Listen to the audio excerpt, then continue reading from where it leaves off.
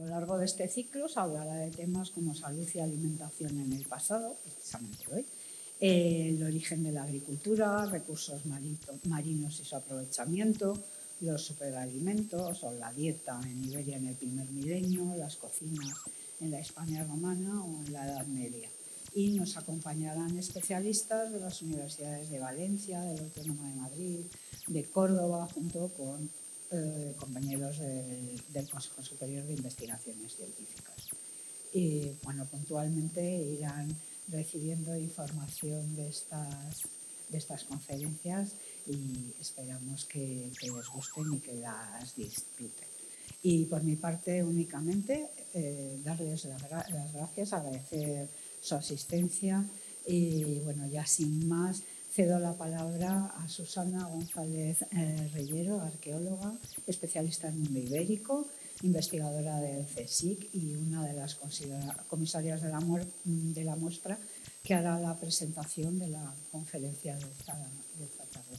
Susana, cuando quieras. Muchas gracias. Buenas tardes. Es un verdadero placer presentar hoy la primera conferencia del ciclo que hemos preparado en el marco de la exposición Convivium, Arqueología de la Dieta Mediterránea. La exposición se centra en la dieta entendida como un proceso histórico, no como algo fijo e inamovible que hemos heredado, sino como algo en construcción continua. Nos referimos a la dieta, como comentaba Carmen, según el significado del término griego y después latino, ¿no? Que se refiere a la dieta que engloba no solo lo que consumimos, lo que ingerimos para subsistir, sino todo ese modo de vida que hay alrededor de cómo cultivamos, de cómo producimos, intercambiamos y consumimos alimentos, ¿no? A cómo nos relacionamos, nos hemos relacionado a lo largo de la historia, hemos compartido y también competido por los recursos y los alimentos. Entre los elementos del registro arqueológico más relevantes para acercarnos a estudiar la dieta, a lo largo del tiempo están sin duda los restos humanos, que nos van a centrar hoy en la conferencia de esta tarde. La conservación de restos humanos, como sabemos, es desigual dependiendo de la época o del tratamiento que se dio a la persona tras su fallecimiento. Por ejemplo, en las épocas en que ha sido mayoritaria la cremación o la incineración, como puede ser el primer milenio en la península ibérica, pues tenemos una información, ¿no?, condicionada por ese tratamiento posterior y menor respecto a las épocas en que la inhumación ha sido mayoritaria. El estudio de los restos humanos se ha beneficiado recientemente de la aplicación de una serie de técnicas y análisis que están incrementando y revolucionando mucho los datos disponibles sobre las poblaciones del pasado, aunque también este incremento de técnicas y análisis presenta numerosos retos interpretativos y sus resultados, los resultados analíticos, deben integrarse siempre en el contexto arqueológico e histórico para su interpretación.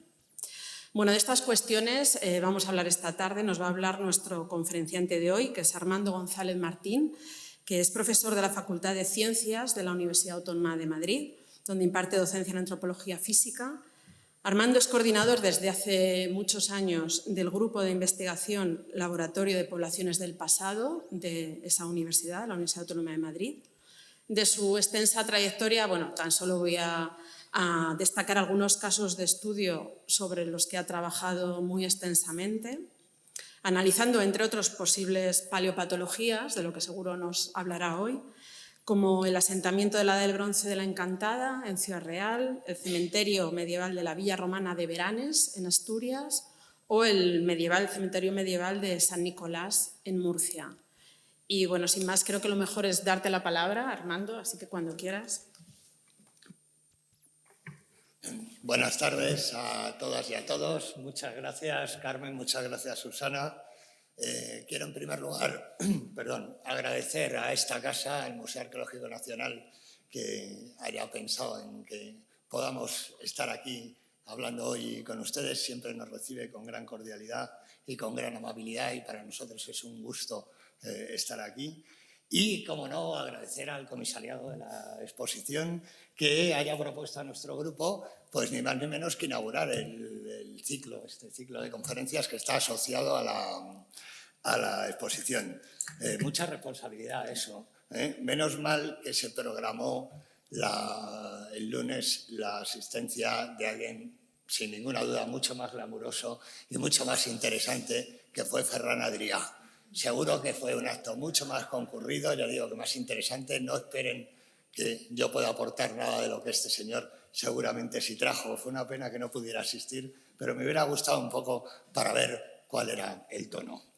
No, puede ser normal que las poblaciones antiguas ocupen un lugar al principio de un ciclo de conferencias asociado a cualquier exposición que pueda albergarse en esta casa. Por empezar por lo más antiguo, pero realmente la exposición a la que acompañamos no tiene el tiempo como hilo conductor. Entonces es injustificado que nosotros estemos aquí. Seguramente habría otras personas que podrían estar cumpliendo mucho mejor este papel.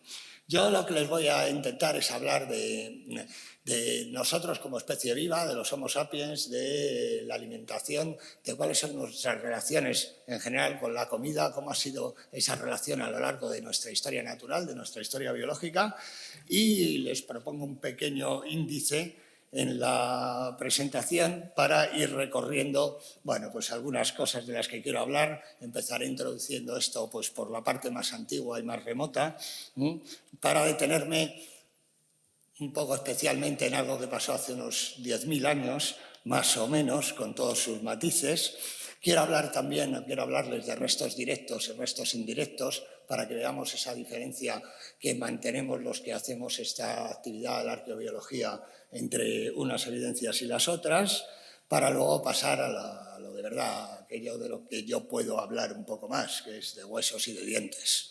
Entonces hablaré mucho rato de huesos y de dientes. No quiero dejar de tratar alguna de las técnicas modernas, aunque la gente joven que está hoy por aquí, que ha venido supongo que un poco a hacerme la pelota por viejo, son los que saben de verdad esto y son los que deberían estar aquí explicando algunas de estas técnicas, pero voy a atreverme a comentar por lo menos algunas posibilidades y algunas limitaciones.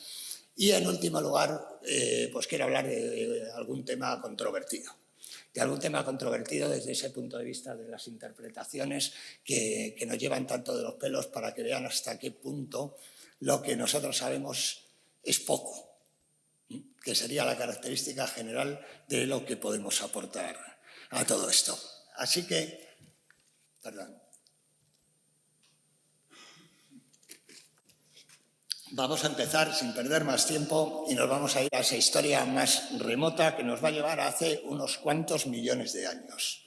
Hace unos cuantos millones de años nos separamos de la línea evolutiva que conduce a nuestro pariente vivo más próximo en la actualidad, que es el chimpancé. Entonces, los chimpancés pantroglodites son nuestros parientes vivos y hace eso, pues unos 5, 6 o 7 millones de años que dejamos de ir de la mano y que tomamos nuestro propio destino.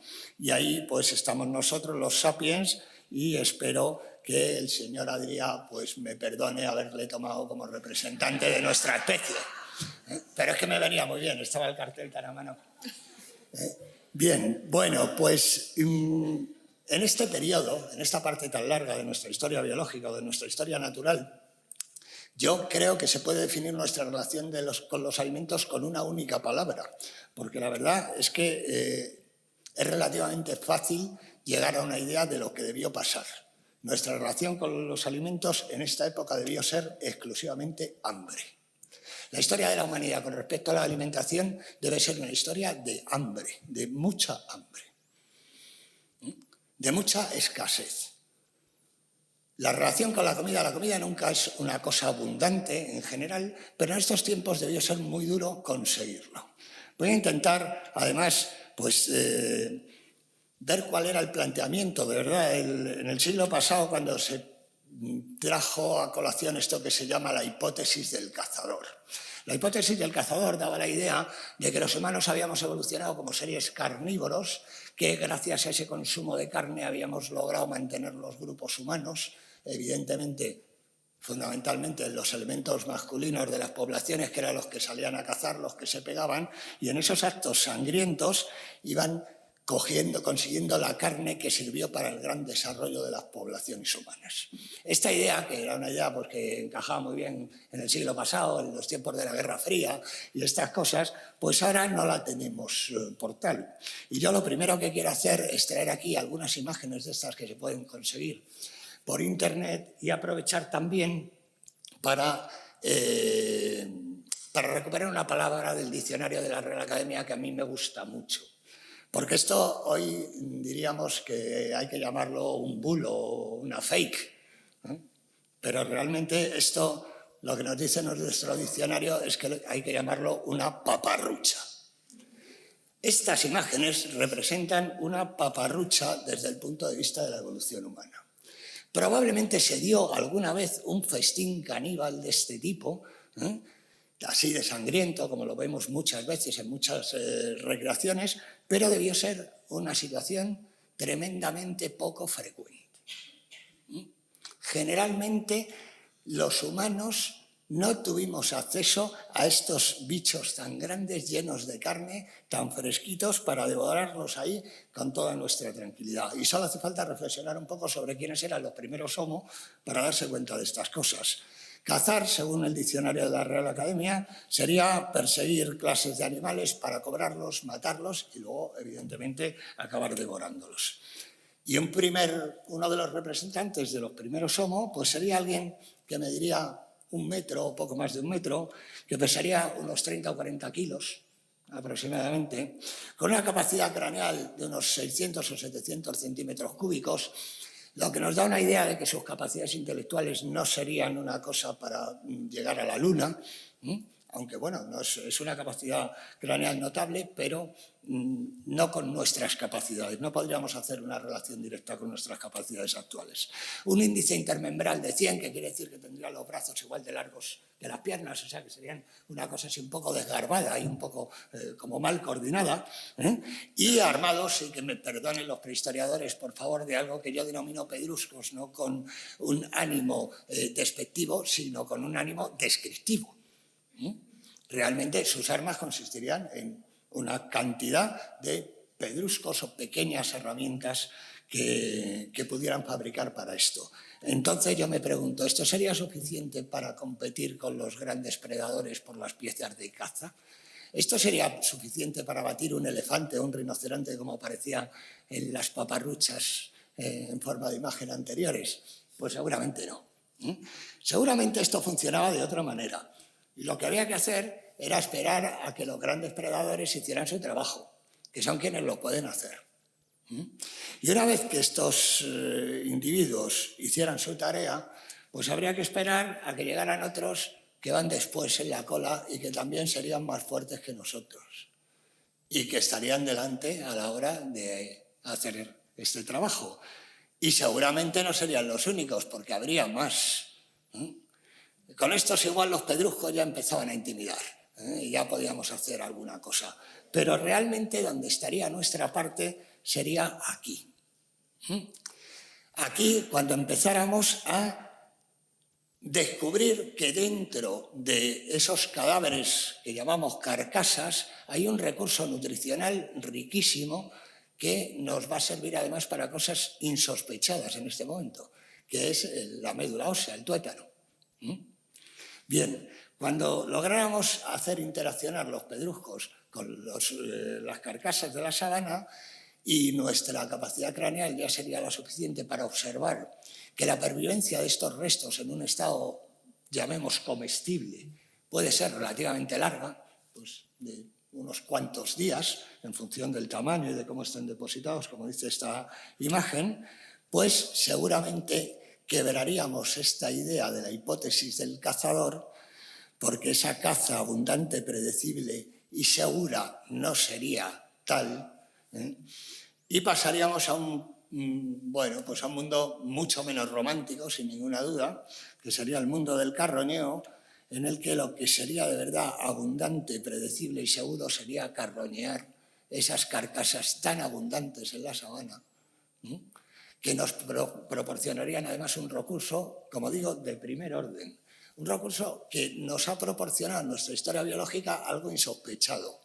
Porque si estamos aquí hoy en una organización que denominamos museo, utilizando un proyector, un ordenador, y yo estoy emitiendo una serie de gruñidos que ustedes reciben por los órganos de los sentidos, trasladan a su corteza cerebral e interpretan lo que significan, no es ni más ni menos que porque en un momento dado abrimos nuestro repertorio nutricional al consumo de proteínas y grasas animales.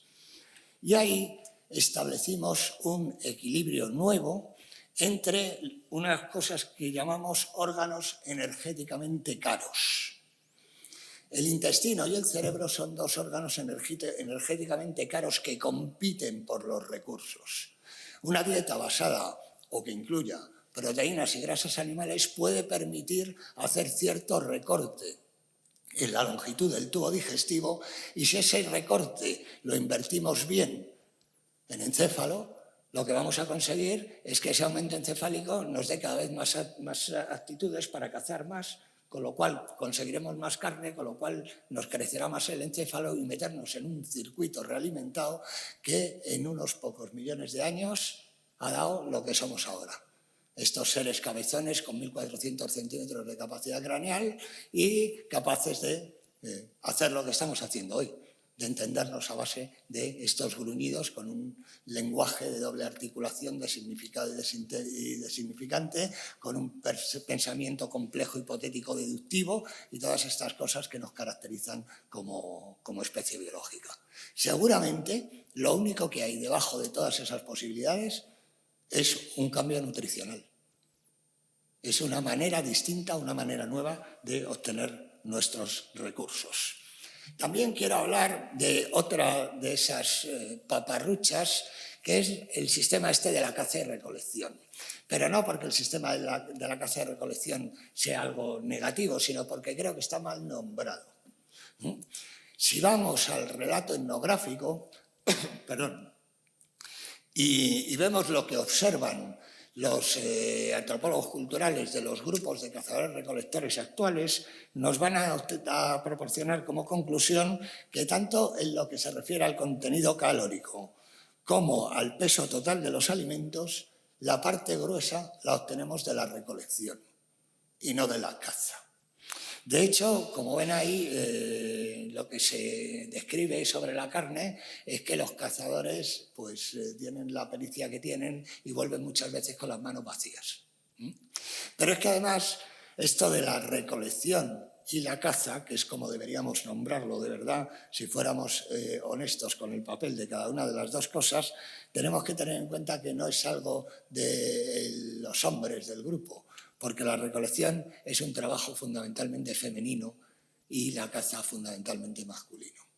Así que recolección y caza y sustento en manos de las mujeres de los grupos humanos y no de los hombres.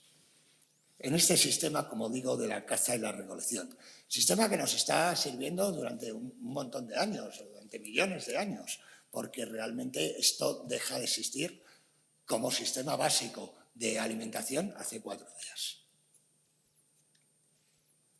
Concretamente, hace unos 10.000 años. Hace unos 10.000 años empieza a pasar por el mundo algo que, bueno, pues que se da en varios lugares distintos, de los cuales yo solo encuentro una característica común, que es que todos están situados en latitudes relativamente bajas. Todos están bastante cerca del Ecuador. Esa es la característica común. Y en unos pocos años se da eso que hemos pasado a denominar la revolución neolítica. Revolución que yo me permito poner entre interrogaciones, porque aunque sea muy sugerente ese dibujo, que fue la portada de un catálogo de una exposición hace algunos años, y a mí me hace mucha gracia, acudiendo a la definición del diccionario, pues una revolución es un cambio generalmente violento, profundo, rápido. Y sí, la revolución neolítica fue un cambio muy profundo, pero rápido, la verdad es que no. Porque hasta que la neolitización se extendió por el mundo, pasaron varios miles de años. De manera que es normal que algunos autores pongan en duda el interés de llamar a este proceso revolución. Un cambio profundo sí fue, sin ninguna duda, pero rápido, de verdad que no. El sistema de caza y recolección, desde el punto de vista que lo hemos entendido siempre, se parecía mucho al paraíso terrenal, al Edén. Nosotros íbamos a la despensa de la naturaleza, conseguíamos aquello que necesitábamos para comer y lo consumíamos. Y lo único que teníamos que hacer es mantener una densidad de población suficientemente baja como para no esquilmar los recursos. Con una pequeña migración y empezar a explotar otro árbol, otro lugar distinto, conseguiríamos dejar que se repusieran, se renovaran esos recursos y volver otra vez a la original y siempre disponer de una nevera o de una despensa llena de alimentos. Pero resulta que en un momento determinado hicimos algo que nos relata el Génesis de una manera clarísima. Dice el Génesis: con dolor comerás de ella todos los días de tu vida, comerás plantas del campo con el sudor de tu frente. El cambio que hicimos los humanos en el Neolítico fue dejar de alimentarnos de esa despensa infinita para empezar a comer plantas del campo y además con el sudor de nuestra frente. Una cosa que de verdad es un poco chocante, porque yo no sé qué interés podría tener esto. A mí me parece que el mito este del pecado original lo describe muy bien, la neolitización, pero yo no sé por qué los humanos llegamos a plantearnos este cambio. Siempre ha sido, dentro del mundo de la antropología física, una de las grandes dudas y de las grandes incertidumbres.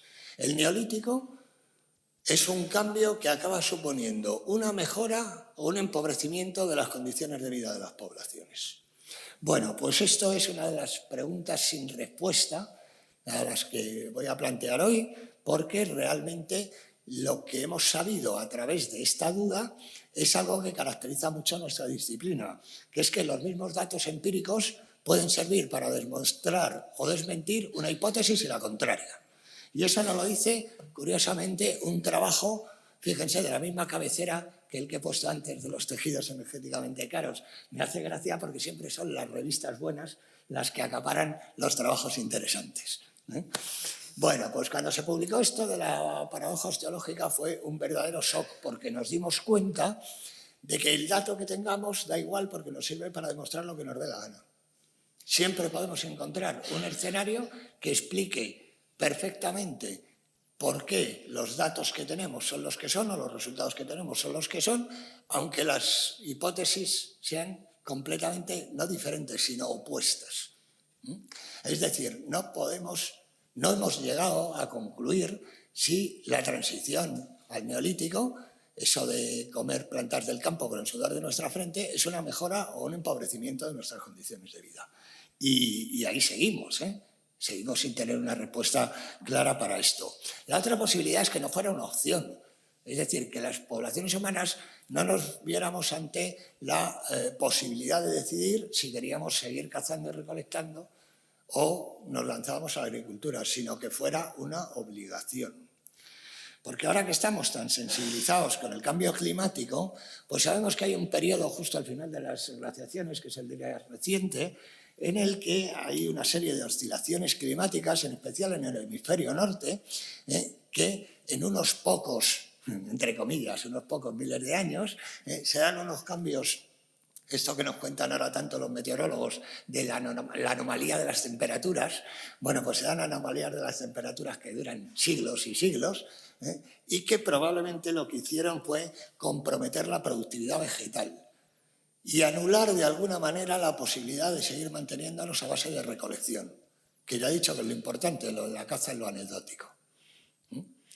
Seguramente esto sería una de las posibles explicaciones para justificar por qué ese cambio tan profundo, que no es rápido, y empezar a comer plantas del campo, cuando teníamos todo lo que queríamos. Ya, no, es que no teníamos todo lo que queríamos, es que hubo un momento en el que el cambio climático lo que hizo fue impedirnos tener todo lo que necesitábamos.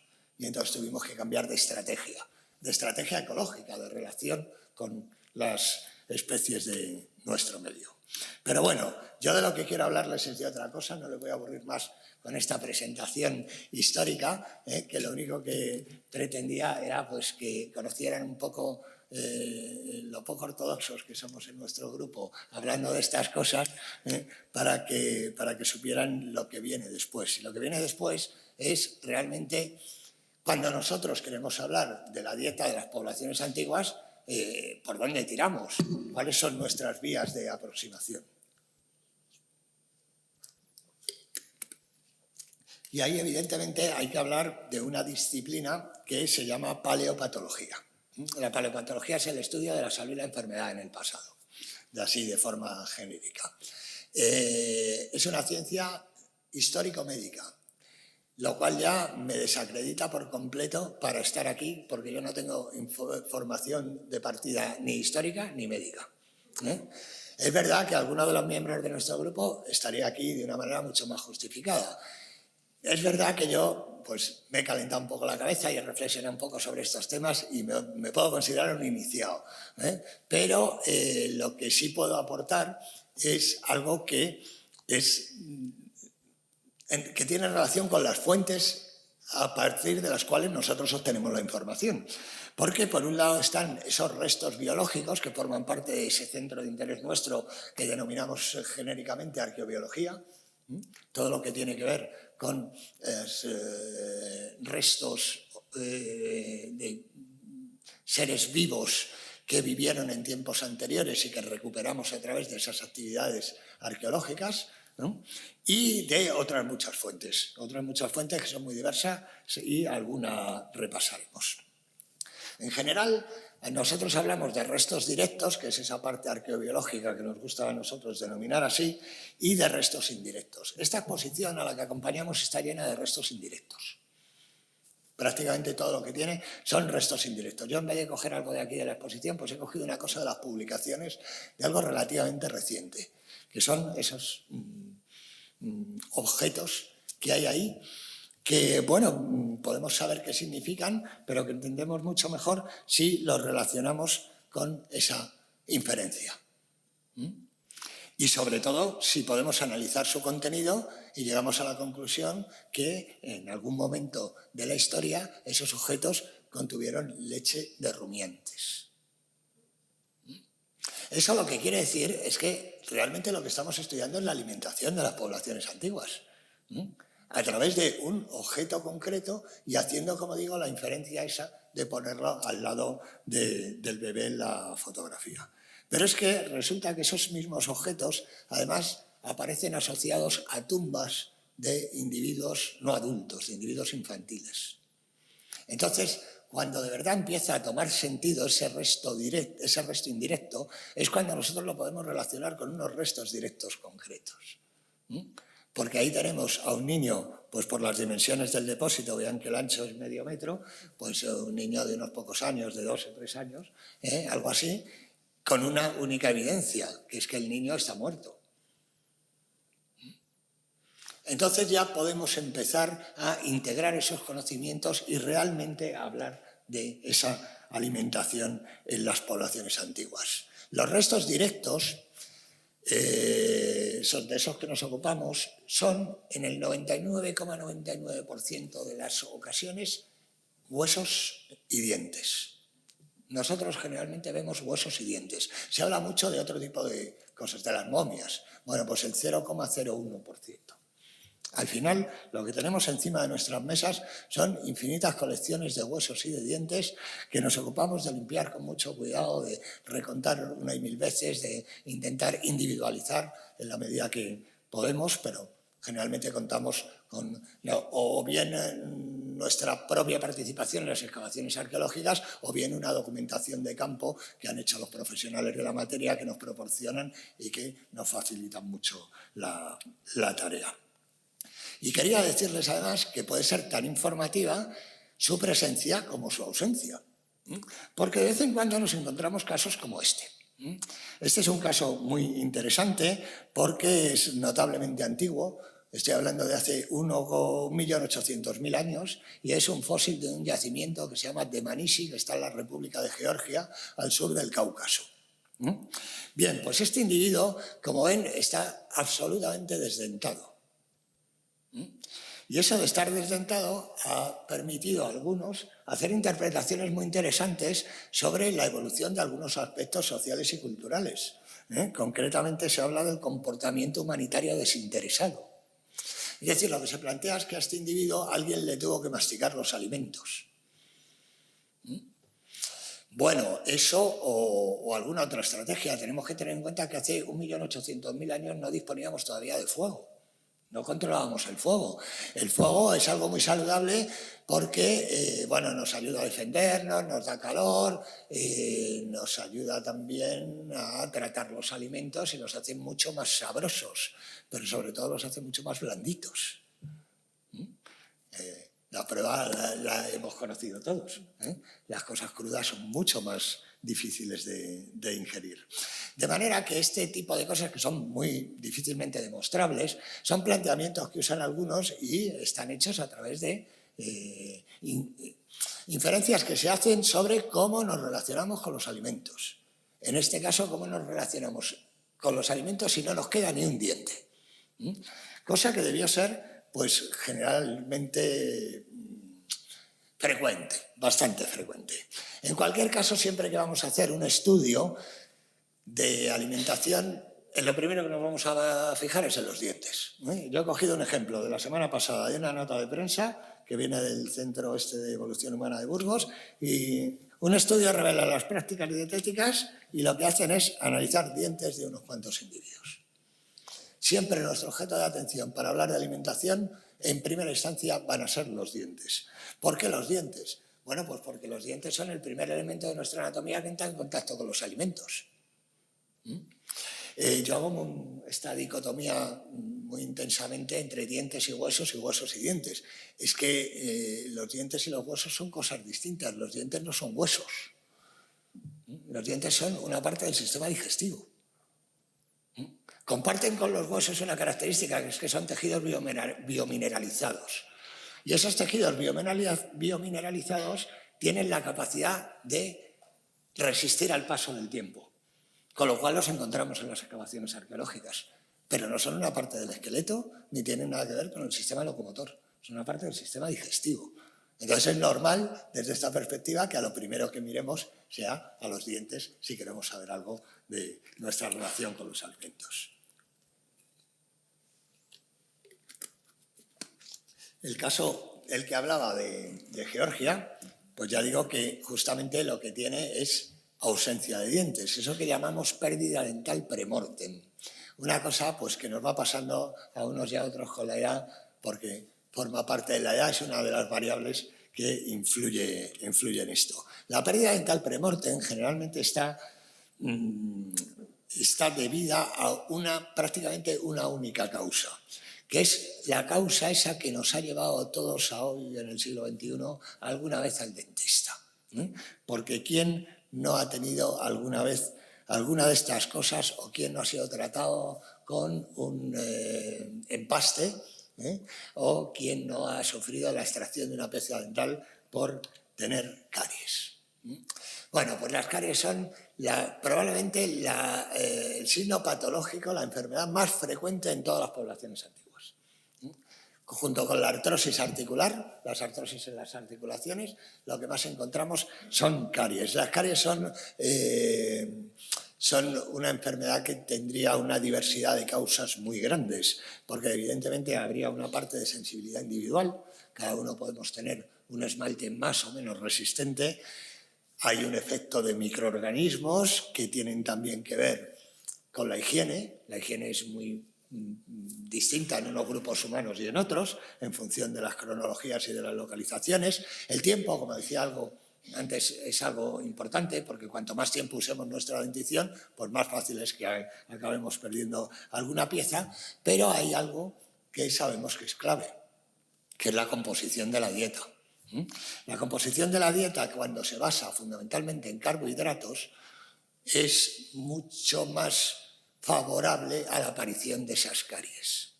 Es decir, las caries son una enfermedad que aparece fundamentalmente cuando hacemos ese cambio de hace 10.000 años y nos empezamos a alimentar de plantas del campo. Ahí es cuando las caries empiezan a ser mucho más frecuentes. Y en tiempos anteriores, o en poblaciones que usan mucho menos los recursos vegetales, las caries suelen ser menos frecuentes. Y las caries, además, como decía, son la gran causa de pérdida dental premortem. Pero es que las caries, además, no van solas. Hasta tal punto son la causa de la pérdida dental premortem que cuando calculamos la frecuencia de caries en una población, en un grupo humano, tenemos que usar algún factor de corrección porque aquellos dientes que nos faltan y que no tienen los individuos, seguro que se habrían perdido por caries. Con lo cual, lo que nosotros podemos calcular es una frecuencia mínima, es la frecuencia de lo que vemos. Pero aquello que no vemos porque no está, seguramente también tendría componente de caries. ¿Qué es lo que hay en una boca antigua, aparte de caries, que es eso que está marcado en naranja? Pues las caries van asociadas generalmente a abscesos, que son signos de infecciones perirradiculares, y a lo que llamamos la enfermedad periodontal. En términos contemporáneos lo llamamos piorrea alguna vez. Esa pérdida de soporte de óseo del diente que nos acaba también favoreciendo que sea más fácil la pérdida dental. Pérdida dental que en el fondo, ya digo, nos interesa porque va a condicionar nuestra interacción con los alimentos. No todo es patología cuando estudiamos dieta sobre los dientes. Concretamente, ese ejemplo que les he buscado, que venía del CNIE de hace una semana, no es un trabajo de paleopatología. Es un trabajo de lo que llamamos microdesgaste dental. ¿Qué es lo que estamos estudiando? Bueno, eso que tienen ahí son unas imágenes de microscopía hechas sobre la superficie del esmalte de los dientes. Determinados pequeños elementos minerales que se nos cuelan con la dieta nos generan una especie de rayaduras en los dientes que tienen características propias en función de qué las produzca.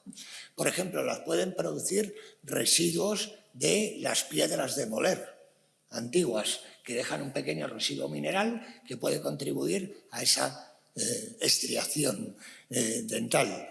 La pueden generar, por ejemplo, la falta de higiene con algunos alimentos que estén todavía contaminados de restos de sustrato, de arena, donde estuvieran enterrados. O algunos elementos vegetales como los fitolitos, que son pequeños cristales, productos secundarios del metabolismo de las plantas y que son propios de cada especie vegetal y dejan un patrón de estriación o unas estrías que tienen unas características concretas en cuanto a su frecuencia, en cuanto a su tamaño, a su longitud y a su grosor, ¿no? Y en función de estos patrones de desgaste, pues podemos establecer parecidos y diferencias entre individuos y entre poblaciones. Y al final lo que estaremos viendo es si la dieta que tienen unos grupos humanos y otros es relativamente comparable o es completamente distinta. Como ven, no solo son cuestiones de salud y enfermedad las que centran nuestra atención en los dientes, porque hay algunas otras posibilidades. Pero no son solo los dientes, también en los huesos. También los huesos tienen información nutricional. Con los huesos se dice mucho que nosotros somos lo que comemos. Esa frase tan conocida de somos lo que comemos, hombre, pues está claro que nosotros al final formamos nuestra materia orgánica a partir de los recursos que obtenemos por la vía de la alimentación. Entonces, claro, vamos a tener cierta influencia. Pero es que concretamente en el hueso, y eso es una de las características que diferencia el hueso y el diente, es que nuestro hueso lo estamos creando y destruyendo durante toda nuestra vida. Con lo cual, si nosotros cambiamos de localidad, cambiamos de tipo de alimentación, al final, unos años después, no quedará ni rastro de lo que comíamos 20 años antes, porque habremos reconstruido todo nuestro esqueleto a partir de las condiciones antiguas.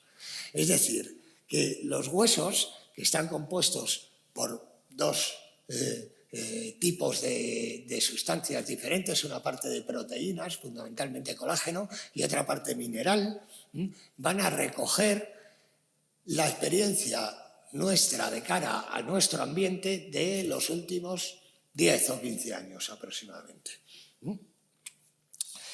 Mediante este proceso de remodelación, que es algo muy complejo, he traído aquí una imagen para ilustrar lo que les estoy comentando, pero sin mucho ánimo de de explicarla, porque es un proceso complejo. Además está aquí el profesor Cambra, que tendría que hablar de esto, y no yo, que no tengo ni idea. Pues este proceso es el que va a producir que en nuestro tejido se acaben fijando las condiciones de lo que estamos viviendo y lo que estamos comiendo en el momento actual. Y ya digo, en el futuro, en un cambio de condiciones, pues reflejaremos otras cosas. Por ejemplo, se me ocurre un escenario muy claro. Imaginen que nuestra ingesta está basada en algo a lo que le falta un componente fundamental. Por ejemplo, podemos hablar de una vitamina. Nos falta una vitamina. Bueno, pues 10 años después podremos observar cuáles son los efectos de la falta de esa vitamina sobre nuestro esqueleto. Cuando pongo el ejemplo este de la vitamina, no es gratuito, estoy hablando de algo que conocemos todos, que es lo que produce la hipovitaminosis de la vitamina D. La falta de ingesta de vitamina D nos puede producir una enfermedad que llamamos raquitismo. Esto es una cosa compleja porque ahí intervienen también pues, los rayos ultravioleta que acaban condicionando la mineralización del hueso. Es un proceso relativamente complejo en el que hay muchos agentes, pero que nosotros estamos seguros de identificar bien, porque esto se ve.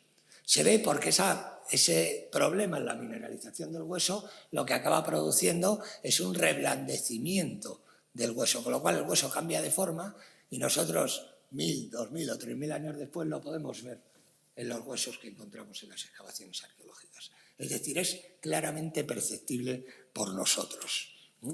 Cuando esto lo encontramos en algún sitio como Soria, pues nos parece además razonable porque puede haber alguna limitación en cuanto a la insolación, con lo cual el factor de la insolación también puede estar relacionado. Otra cosa es cuando encontramos deformaciones parecidas en otras regiones del mundo, por ejemplo en el Golfo Pérsico. No se me ocurre un sitio donde pueda hacer más sol y sin embargo también encontramos deformaciones parecidas. Aquí empezamos a tener esos efectos que no somos capaces de distinguir. Nosotros observamos una deformación en el hueso y no vamos a ser capaces de saber si es la luz solar la principal responsable o va a ser la falta de vitamina D a través de la alimentación. Y esas son las dudas que nos acaban asaltando siempre en nuestras interpretaciones. A la gente no le gusta además cuando trabaja con nosotros ese tipo de dudas porque acaban creyendo que lo que pasa es que sabemos poco. Bueno, yo no sé si es que sabemos poco, a lo mejor es que hemos estudiado un poquito más de la cuenta y nos encontramos esos límites. Ojalá estuviera todo mucho más claro, pero la verdad es que no lo tenemos tan claro. Uno de los ejemplos de efectos en los huesos de los que se ha hablado siempre es esto que llamamos los fenómenos porosos, que son estos agujeritos que aparecen en muchos sitios. Hay algunos ejemplos en la propia exposición, en particular, en el fondo de la órbita, en el techo de la órbita, que es donde se denomina cribra orbitalia, con este término tan conocido, y que siempre se han relacionado con, bueno, hoy sabemos que eso no aparece solo en el fondo de la órbita, sino que lo encontramos en la mandíbula, en la base del cráneo, en los huesos largos. La porosidad es una de las pocas maneras que tiene el hueso de responder a los estímulos. El hueso es un tejido vivo bastante tonto. No tiene muchas posibilidades de respuesta. O se crea, o se destruye, o se adelgaza, o se engrosa, o cambia un poquito su composición, pero no tiene infinitas posibilidades de respuesta a cada estímulo. Con lo cual, cuando nosotros vemos un cambio, no estamos seguros de cuál ha sido el estímulo causante. Bien, pues siempre hemos hablado en la hipótesis clásica de que esto tenía que ver con la anemia. ¿Qué es la anemia? Bueno, pues la anemia es la falta de transporte de oxígeno a través del torrente sanguíneo. ¿Por qué le salen agujeros a los huesos cuando tenemos anemia? Bueno, hay que preguntarse qué es lo que hay dentro de los huesos. Dentro de los huesos está la médula roja, la médula hematopoyética, formadora de sangre, la responsable de la formación de los glóbulos rojos, que son los que llevan el oxígeno, los que cargan con la mochila del oxígeno. Y lo que hablamos es de una hipertrofia por hiperfunción. Cuando nos falta transporte de oxígeno, lo que hacemos es hipertrofiar al órgano responsable de la creación de glóbulos rojos para que cree más glóbulos rojos. Y entonces la médula como que se acaba saliendo hacia afuera del hueso y acaba produciendo ese tipo de agujeritos que nosotros vemos en el aspecto externo. Esta es la explicación tradicional que hemos tenido para todo este mundo de los fenómenos porosos, que ya digo que acabamos asimilando a las osteopatías de tipo anémico, a problemas relacionados directamente con la falta de una nutrición correcta.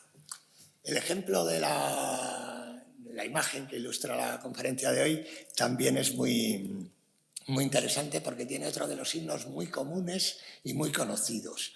Probablemente hay que fijarse, pero yo les he puesto unas flechitas para que vean que esos dientes están recorridos por unas estrías horizontales que siempre se ha dicho que representan interrupciones del crecimiento. Bien, ¿por qué esas interrupciones del crecimiento están ahí? Porque los dientes no son huesos. Y como no son huesos, no sufren el proceso de remodelación.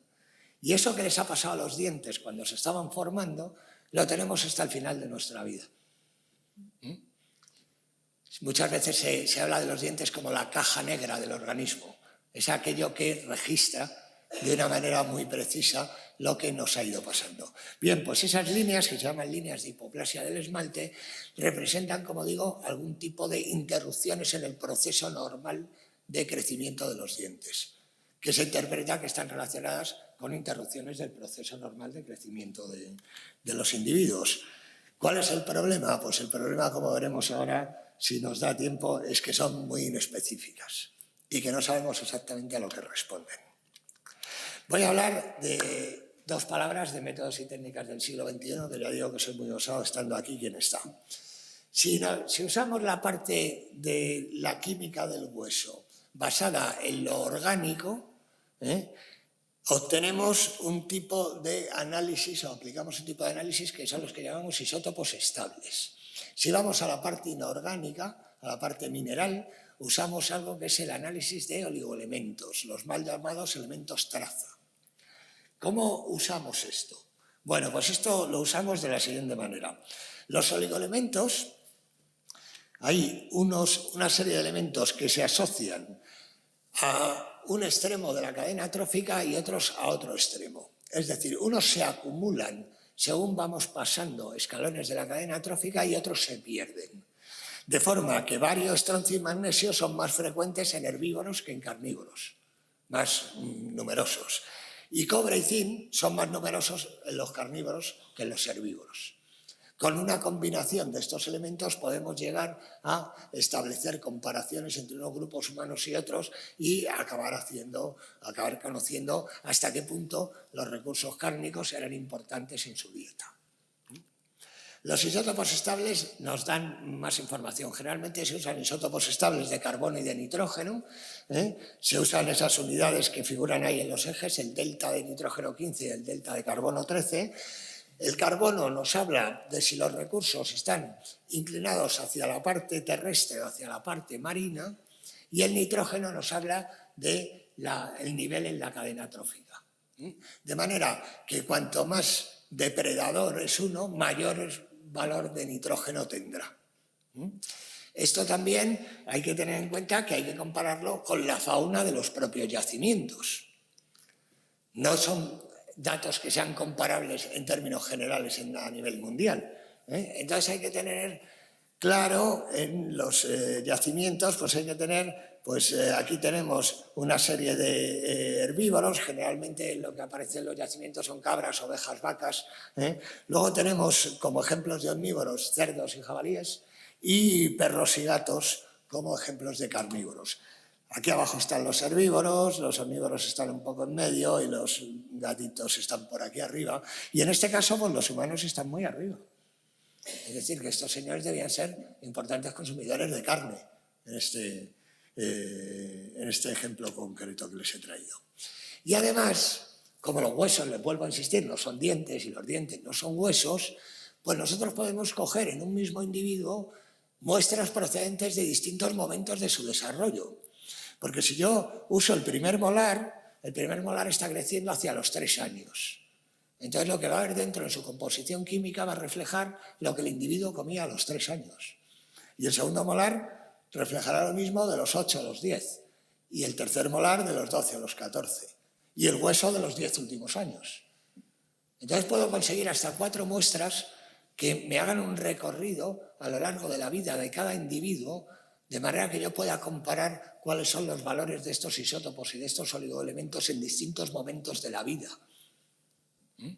Luego hay otros isótopos que sirven para otras cosas, el estroncio, el oxígeno, para valorar la movilidad, pero estos son los que se aplican a la dieta, generalmente, el carbono y el nitrógeno. ¿De acuerdo?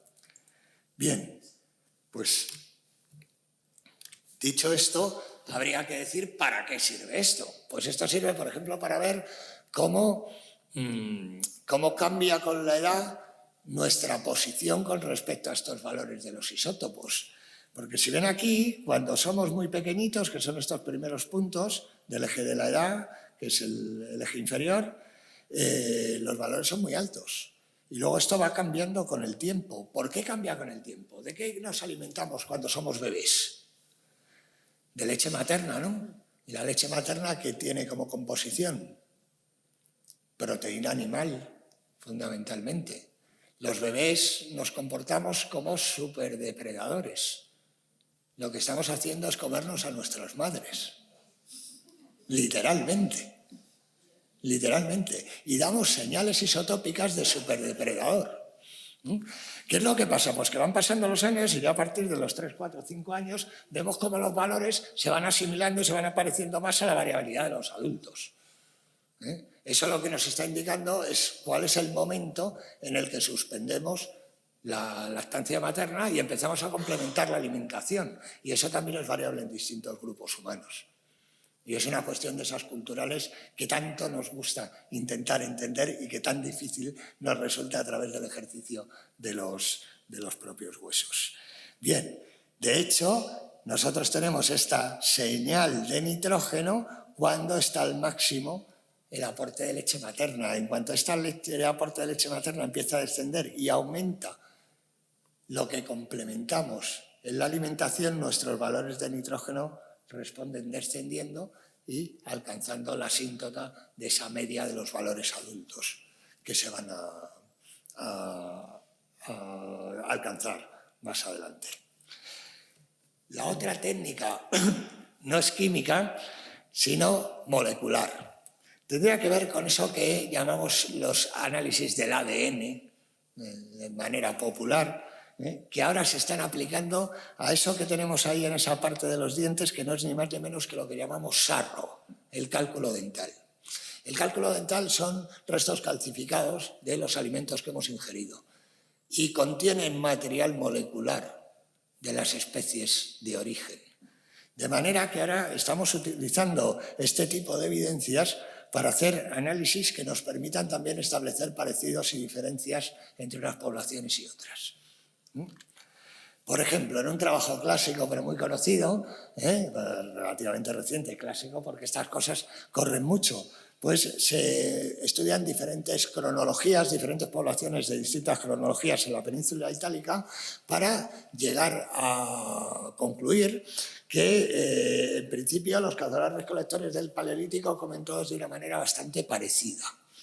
Pero que luego cuando llega el momento del Neolítico hay que dejar pasar bastante tiempo hasta la llegada del Calcolítico para que de verdad se empiecen a establecer las diferencias propias que caracterizan a cada una de las poblaciones.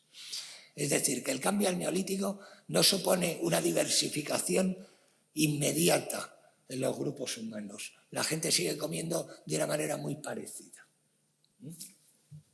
Estas son las incertidumbres que nos gusta hacer. Yo no sé si tengo tiempo de seguir aburriéndoles más con alguna cosa o ya he llegado a superar. ¿Sí? ¿Puedo todavía aburrirles con alguna cosa más? Bueno, pues les traigo algún tema para el debate para ver si le ponemos el dedo para arriba o para abajo con estos símbolos tan corrientes ahora a algunas de las cosas con las que dudamos. Por ejemplo, los fenómenos porosos y las osteopatías anémicas.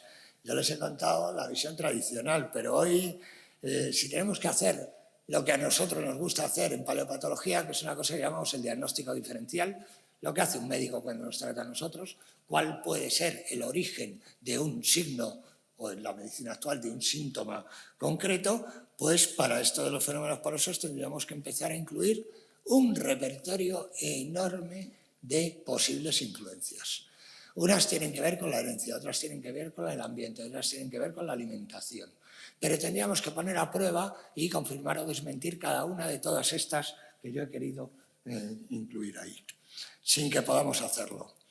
Lo que me hizo a mí un día nombrar a la anemia como la amenaza fantasma. ¿Por qué la llamaba la amenaza fantasma? Bueno, pues porque esta hipertrofia por hiperfunción puede estar camuflada detrás de otra cosa. Una cosa que es el propio desarrollo del tejido óseo. ¿Qué le pasa cuando somos niños? Cuando somos niños, ¿cuál es nuestra principal ocupación? Aparte de molestar a los adultos, lo que hacemos es crecer. Cuando estamos creciendo, necesitamos un montón de aporte de glóbulos rojos.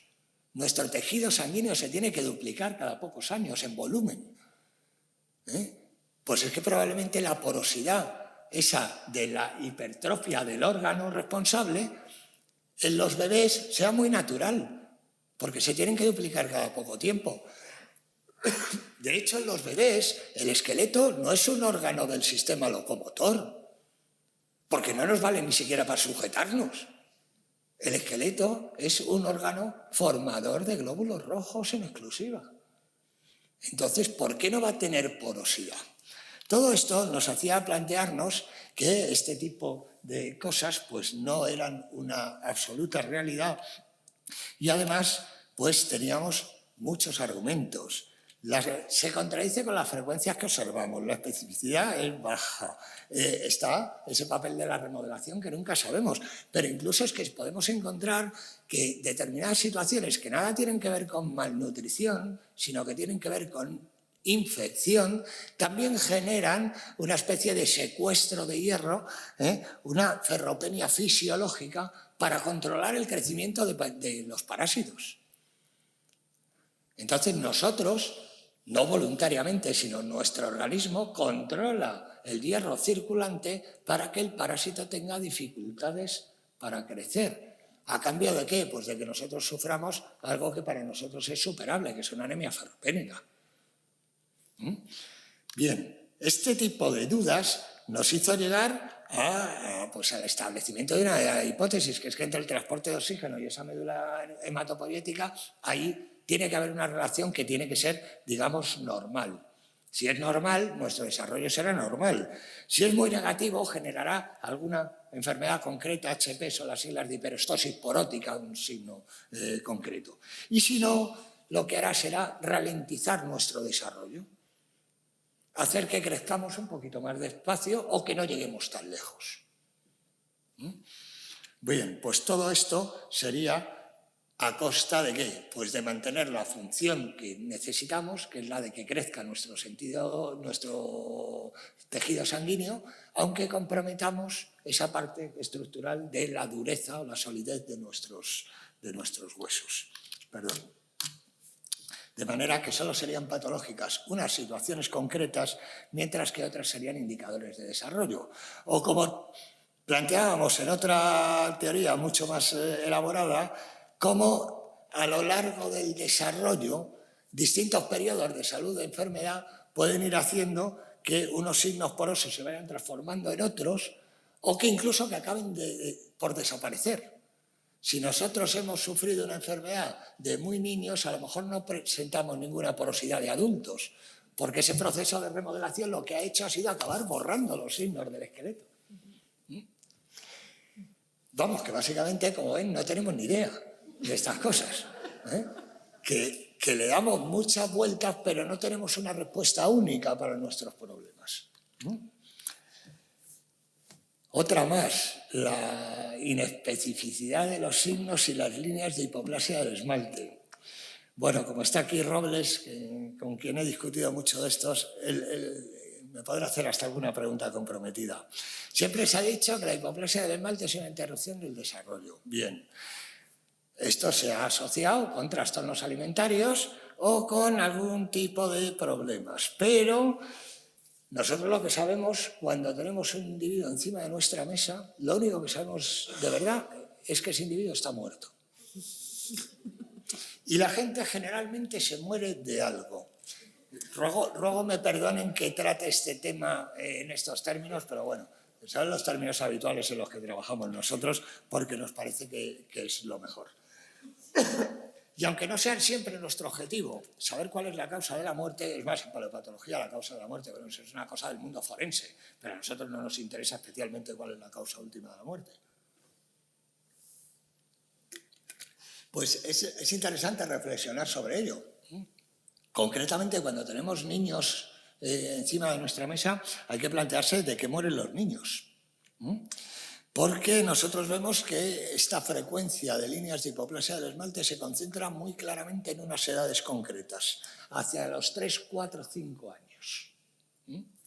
Bueno, pues la literatura está llena de datos que coinciden con lo mismo, procediendo de poblaciones que no tienen nada que ver, porque lo que hay arriba a la izquierda son los hispano-musulmanes de San Nicolás de Murcia. Lo que hay justo debajo son los individuos de 400 y pico mil años de la cima de los huesos de Atapuerca y lo que hay abajo a la derecha son unos esclavos del Caribe. Y todos tienen la misma característica. Las líneas de hipoplasia del esmalte se concentran entre los 3, 4, 5 años. Algo pasa a los humanos a los 3 o 4 o 5 años que hace que todos los humanos, o sea, que haya cierta frecuencia de interrupciones del crecimiento en ese periodo. Bien, pues tenemos que volver a los dientes y entonces vemos cómo hay toda una corriente en las publicaciones que trabaja con el destete como la gran causa de la aparición de las líneas de hipoplasia del esmalte. Hasta el punto que nosotros hemos criticado esto del destete porque se llega a calificar el destete como una causa de muerte. No, es que estos niños se murieron de destete, pero ¿cómo se van a morir de destetes? Pero si nos hemos destetado todos y estamos vivos. El destete no puede constituir en sí mismo una causa de muerte. Ya digo, estos niños se han muerto de destete. No, esto no puede ser. Esto es una paparrucha de nuevo de esas que a nosotros nos encanta intentar desmontar. ¿De qué se mueren los niños hoy en día y por tanto los arqueológicos hoy en día en las poblaciones en desarrollo? Realmente solo hay 3 posibilidades, o de fenómenos de malnutrición, fenómenos de infección o otras que son muy poco probables. Entre las de malnutrición pues hay distintos tipos de deficiencias calóricas o proteicas, cada una con su nombre. En las infecciones habría 2 tipos de infecciones, las intestinales y las respiratorias, y de eso se mueren los niños. En las poblaciones con unos modos de vida parecidos a los que nosotros estudiamos de tiempos pasados, y el resto es prácticamente anecdótico.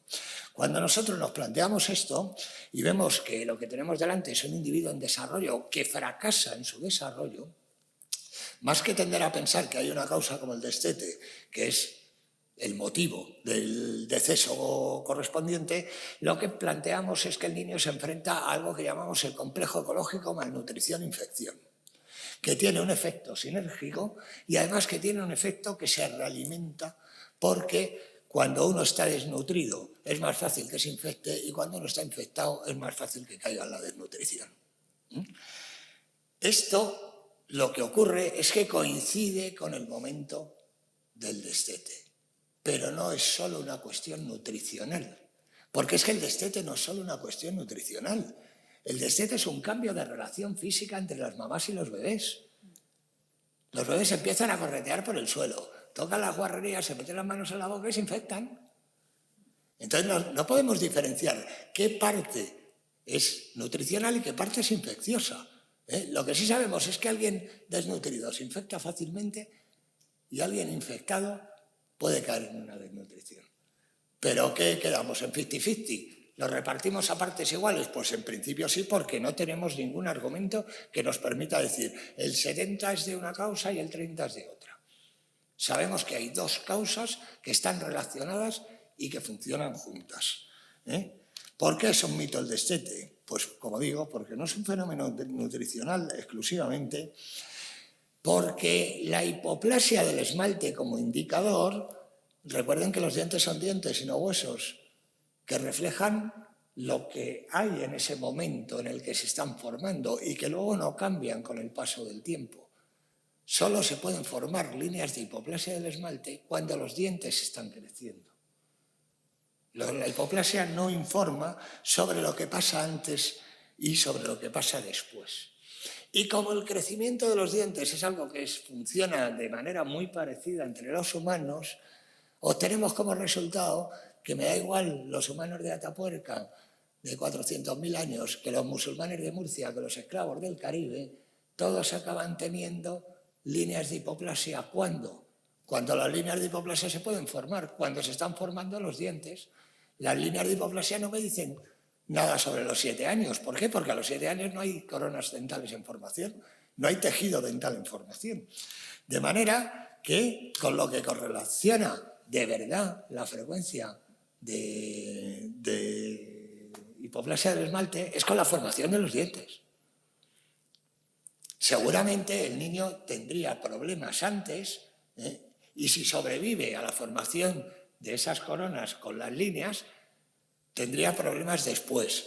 Lo que es un mérito es que llega adulto. Si llega adulto, quiere decir que esto lo tenemos que interpretar como una patología. No, lo tenemos que interpretar como un signo de salud. De niño estuvo enfermo, pero consiguió llegar adulto. De manera que al final la paleopatología no nos informa de las enfermedades. De lo que nos informa más es de la salud. Bueno, todas estas son las contradicciones y las paparruchas en las que nosotros pues, nos gusta entretenernos. Y yo ya no les doy más la matraca. Creo que con esto será suficiente para que entiendan que tenemos unos problemas que son, digamos, de primera división cuando nos empezamos a plantear este tipo de cosas y, por supuesto, volver a agradecer al comisariado de la exposición, al museo de habernos albergado y claro está, quedar a su disposición por si hay alguna aclaración, alguna pregunta o no me extrañaría alguna crítica que me quieran hacer. Nada más, muchas gracias.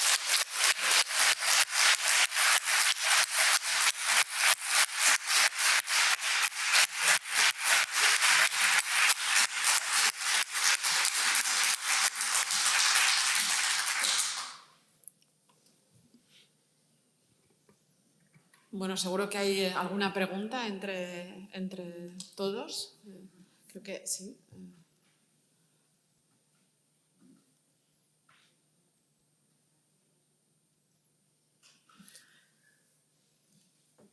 Bueno, mientras se anima alguien del público, te voy a preguntar yo una cosa muy puntual. ¿Alguna noticia, sobre todo en prensa, que he visto alguna vez de casos en los que, bueno, también de individuos subadultos y demás, en que la edad que indican los dientes y las que indican los huesos no coincide, ¿no? Como que se nota, parece que el individuo tendría una edad, pero los huesos indican una edad menor.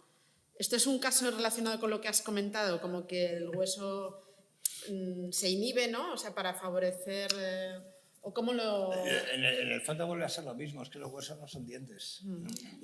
Claro, vamos a ver, los huesos tienen mucho menos control genético y mucho más influencia ambiental que los dientes. Los dientes son una cosa que nos salen a todos igual. Todos tenemos el mismo número, más o menos nos aparecen en la misma época. Y da igual que seamos del norte, del sur, del este, del oeste, seamos más antiguos, más modernos, todos tenemos el mismo juego de dientes, perdemos los de leche, nos aparecen los permanentes. Todo eso es un proceso que está muy bien controlado por la herencia. De manera que va a funcionar de una manera muy fija. Pero en cambio el ambiente en los huesos sí va a condicionar mucho más. Entonces, probablemente un ambiente muy desfavorable sí va a condicionar que yo sea más pequeñito, pero que tenga los dientes que corresponden propios a mi edad. de mi edad. Claro. Y esté controlando esa mala influencia ambiental quedándome bajito. Es una cosa que se ve en las poblaciones actuales también y que se recupera, que si las condiciones vuelven a su estado original, lo que hace es aumentarse la velocidad de crecimiento para llegar a la misma talla media. Esas son cuestiones que se conocen bien en las poblaciones contemporáneas. Entonces, generalmente el hueso es, digamos que es más vulnerable. Es más vulnerable. Entonces, siempre que hay un desacuerdo, como muy bien has dicho, es a favor de los dientes. Los dientes dan una edad más grande y el tamaño de los huesos. ¿Cuál es el defecto? Pues que muchas veces lo que estamos haciendo es porque no tenemos otro material, realmente es utilizar el tamaño de los huesos como indicador de la edad. Y si es verdad que la edad y el tamaño, bueno, pues corren paralelos, pero están sometidos a una variabilidad que no tienen los dientes.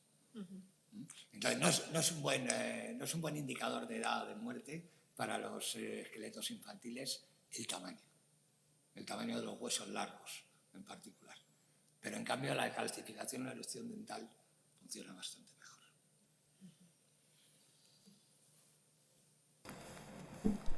Hola, buenas tardes. Muchas gracias por la exposición. Pero quería preguntar una cosa muy interesante, el tema de la caries, me parece, y los hidratos de carbono, porque ha echado un poco por tierra la teoría del cazador. Pero entonces en esa época, si no se comía tanta carne, se comían frutas, vegetales que tienen azúcar. ¿Y no aparecieron caries también en esa época? Sí, aparecen caries, pero con mucha menor frecuencia.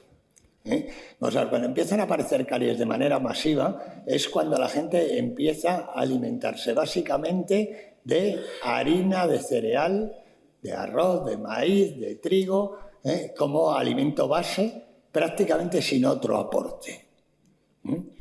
Eso empieza a pasar cuando vienen las épocas peores después de la neolitización. La variedad que proporciona una recolección de frutos salvajes, de raíces, no es tan favorable como para la cariogénesis como el consumo mayoritario pues, de harina de maíz durante años y años y años como único recurso. Entonces es cuando se empieza a concentrar en ese tipo de alimentación tan poco variada la dieta, cuando empiezan a aumentar mucho las frecuencias de caries. O sea, nosotros en las poblaciones medievales, que es lo que más utilizamos, porque son las más numerosas y son las que nos permiten hacer este tipo de cálculos de frecuencias y de estas cosas, encontramos que las caries son infinitas. Pero es que la gente debía comer muy mal, muy mal. En la Edad Media el consumo de carne debía ser una cosa bastante ocasional, salvo para algunos personajes que acababan generando otro tipo de patologías como gota y como este tipo de cosas que algunas veces también se plantean diagnósticos de ese estilo. Pero lo general es eso, lo general es que aumenten cuando se concentra mucho la alimentación en una serie de especies muy concretas y prácticamente son solo esas especies. Y luego en una combinación, evidentemente, con una higiene defectuosa. La higiene tampoco debió preocuparnos mucho en algunos tiempos pasados, a juzgar por la patología dental que vemos nosotros en la casuística de los esqueletos. Luego hay otras poblaciones que tienen un estado dental muy saludable.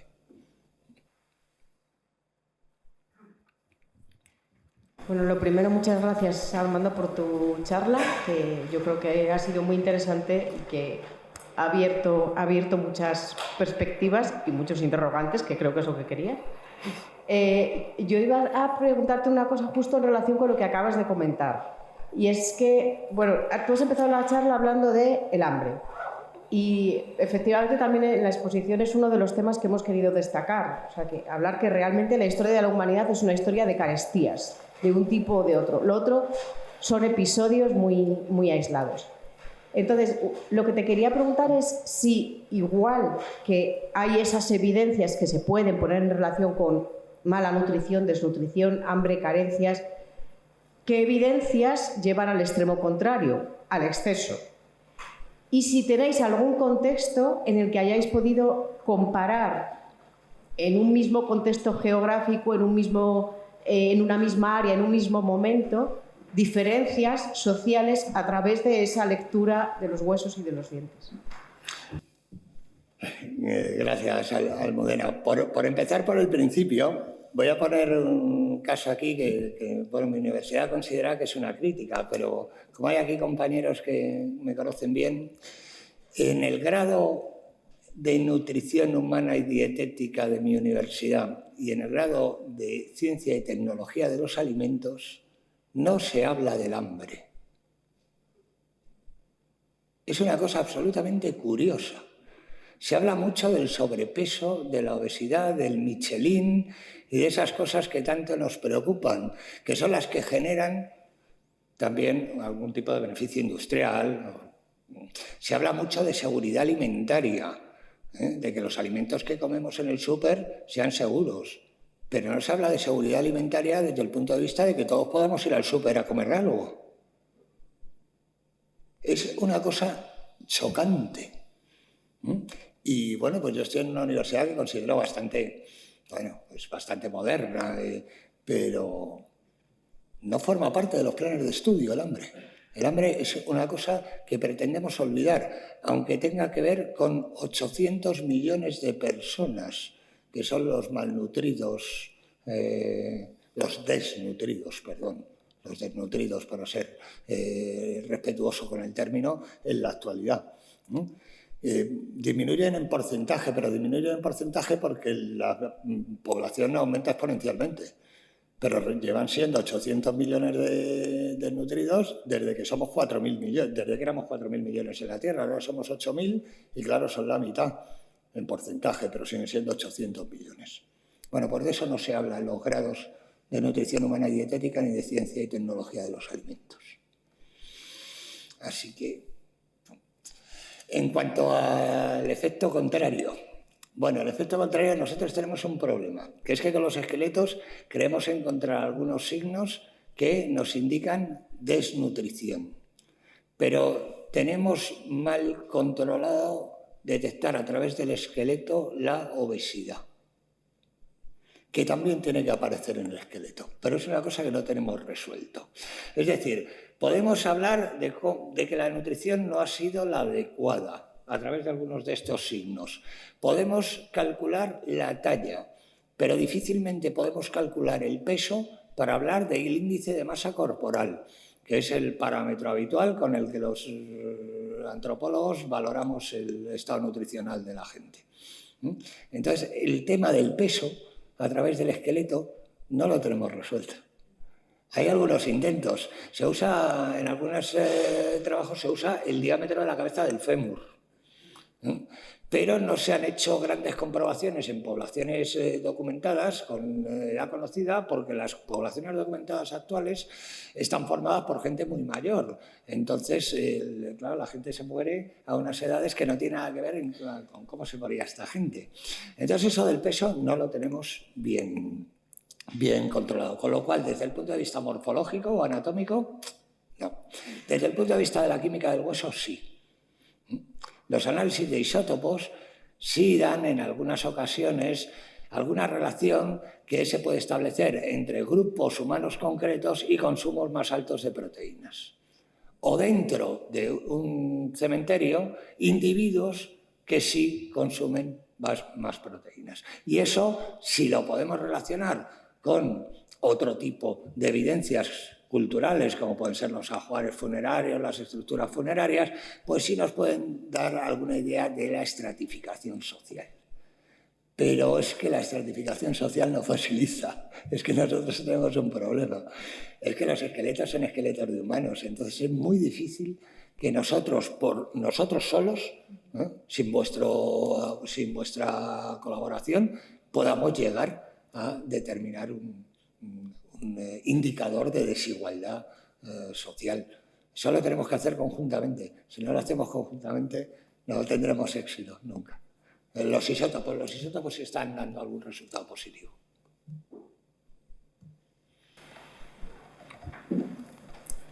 Hola, ¿qué tal? Quería preguntarle sobre el tema clave que es la agricultura. Sé que ha dicho que no es claro si trajo beneficio o no, pero su opinión personal. Porque mucha gente dice que antes de la agricultura vivíamos menos, tal, y eso lo ponen como una baza a favor de la agricultura. ¿Qué opina usted sobre eso? Yo me tengo que mojar. No pasa nada, pero lo hago habitualmente. Yo soy boserupiano y no malthusiano. Es decir, no supone, el crecimiento de la población está relacionado con esas transiciones, también luego posteriormente con la revolución industrial. La cuestión es poner el fenómeno cultural como causa o como consecuencia del aumento de la población. En tiempos paleolíticos la población aumenta muy poco, es prácticamente constante. Es mentira que sea una constante, ¿eh? Lo que sabemos es que, visto con la perspectiva de los milenios, parece una constante, pero está formada por pequeños crecimientos, crisis de mortalidad, pequeños crecimientos, crisis de mortalidad, o sea que es una constante cuando la miramos de lejos, pero tiene forma de dientes de sierra. Bueno, pues llega el cambio del Neolítico. ¿Por qué llega el cambio del Neolítico? ¿Llega el cambio del Neolítico para ser más o llega el cambio del Neolítico porque ya somos más? Entonces yo me inclino porque el desencadenante del cambio es el volumen de la población.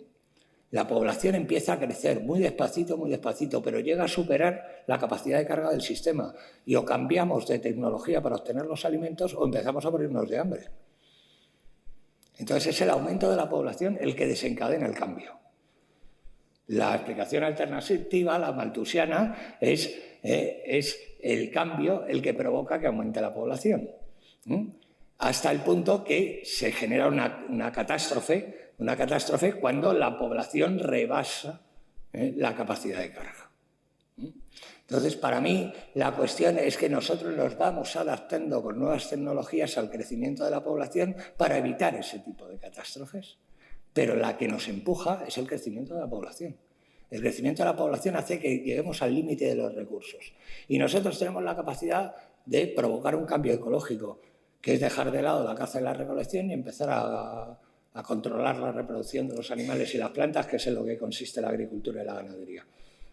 En decidir nosotros cuándo queremos que las plantas y los animales se reproduzcan para poderlos utilizar. Esa es mi visión. Lo que está debajo es la población y nosotros lo que somos es capaces de generar un cambio.